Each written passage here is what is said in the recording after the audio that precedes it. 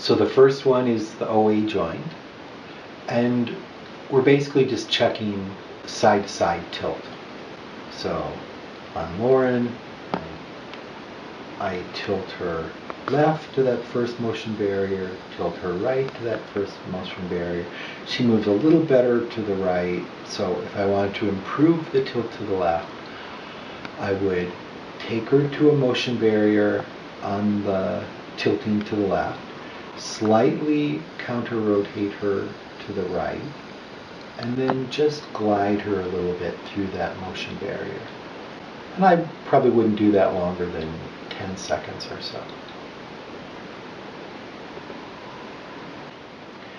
The second joint, the joint between the atlas and the axis, we start from a position of pretty substantial flexion of the neck, and then from there we simply test rotation.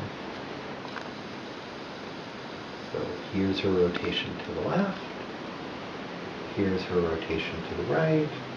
It's a little better to the right. If you have a person has a nice smooth range of at least 45 degrees or so, usually more than that, that's pretty good for this test. If we wanted to increase it a little bit, we might just glide into that barrier in the direction that was more limited.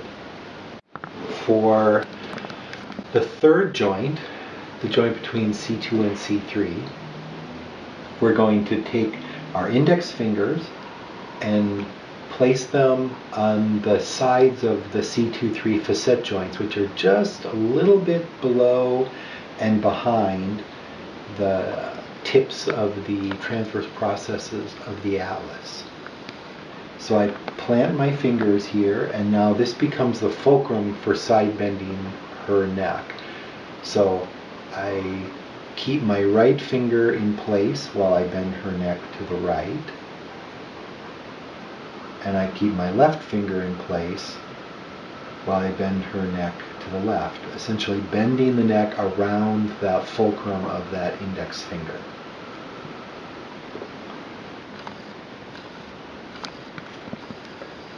And in her case, she moves a little bit better to the left.